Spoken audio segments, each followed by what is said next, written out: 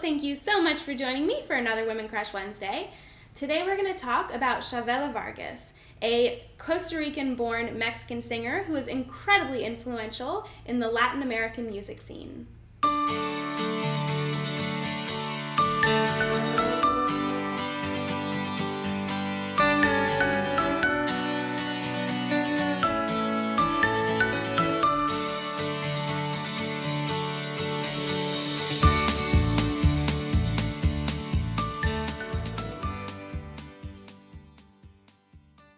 Fact number 1.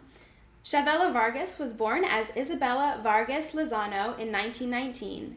She had a very difficult childhood, and after her parents got divorced, she ended up living with an uncle who ended up contracting polio. She was deeply involved in music even as a young girl, and at the age of 14, she ended up moving to Mexico where the music scene was exploding because in Costa Rica, there was not a music scene that could help develop her. Fact number 2. Chavela made her living singing on the streets and became a professional singer in her 30s. As a young woman, she was known for dressing like a man, smoking cigars, drinking heavily, and carrying a gun.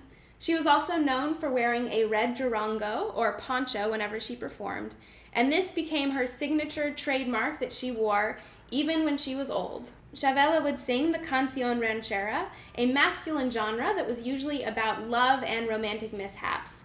These songs were often sung as if drunk because in this macho culture, it was only appropriate for men to show their feelings when they were drunk. Chavela would sing with just a guitar and slow down the tempo of the song to really emphasize the dramatic tension, and she also loved to focus on the naughtily humorous parts of the songs. Fact number 3. Chavela didn't record her first album, Noche de Bohemia, Bohemian Nights, until 1961, but she would go on to record more than 80 albums.